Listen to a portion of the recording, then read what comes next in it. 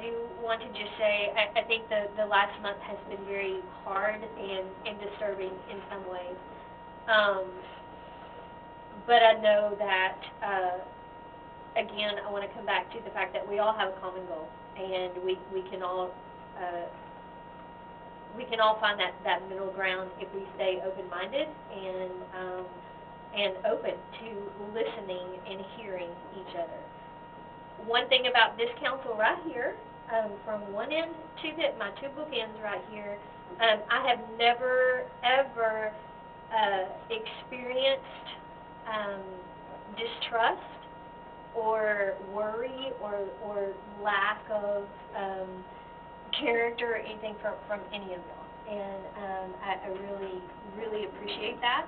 And I really want to challenge our new team that's coming up on May the 23rd to be the same from one bookend to the other, that we hold ourselves to the highest levels of integrity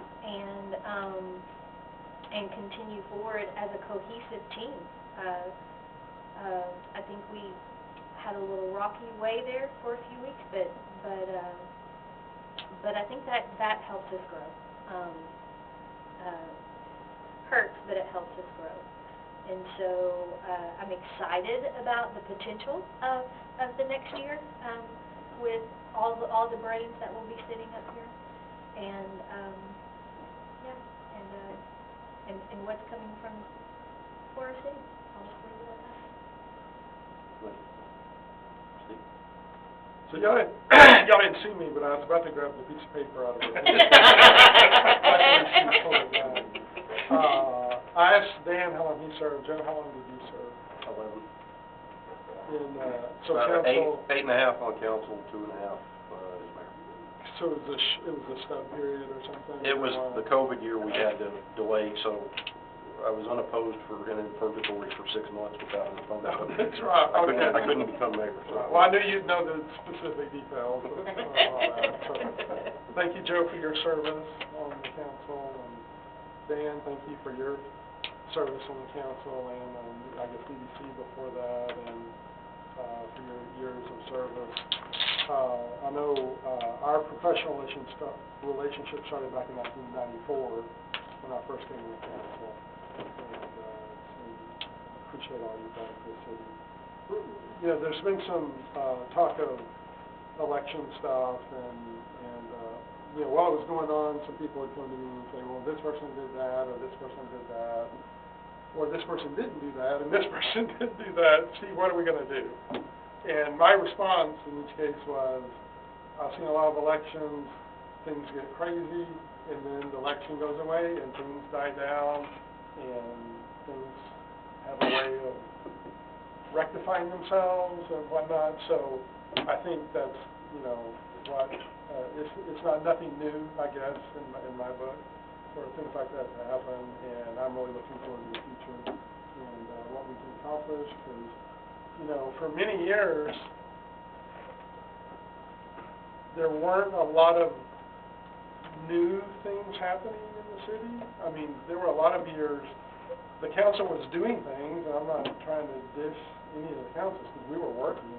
We just have a lot to work with, meaning the COG wasn't coming out wanting to help us do this with the base or redo River Oaks Boulevard or, you know, the whole development. There was just not a development option, and that's when we did the COs and we did things. You know, we started the EDC and the prime district and the court of record and all, but it was all internal stuff because that's all we had to work with. So it's really so much more refreshing when there are outside parties that are coming and interested in River Oaks and helping us do things. So I see that as sort of the biggest sea change over the years, and just what makes it so much more exciting, you know, as we move forward. Let me get the bad stuff out of the way. I really didn't appreciate people saying I was trying to kill EDC. It was never my intent. And that shouldn't have been said in the way you could say what I wanted to do might kill EDC or could kill it, but I didn't appreciate it being said that I was trying to kill it. That was never my intent. We worked on it for 2 years, and apparently, according to my outside people that read it, they didn't understand it.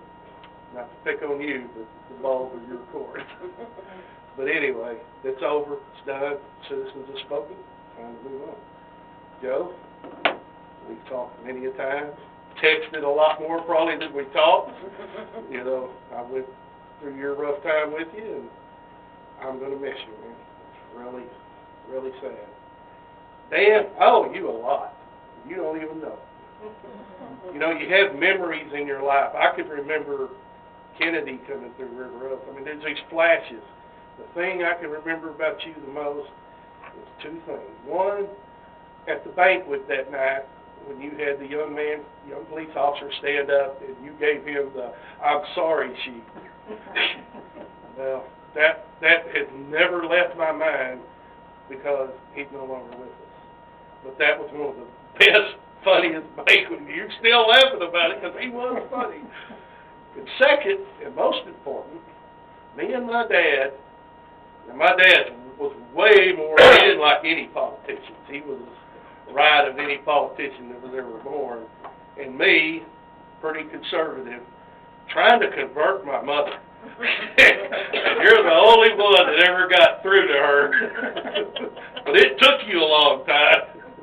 You already pointed to her Democrats on the Yeah, I know. wall in there, and finally, I think I convinced her to take it down. So I appreciate it. I appreciate your service for all these years. I don't know if people know what it's like to have to walk up on a car and worry that somebody's going to shoot you through the door. So, thank you, Dan. Now you're going to make me cry. I know. I like this Go, stuff. Ernest. I like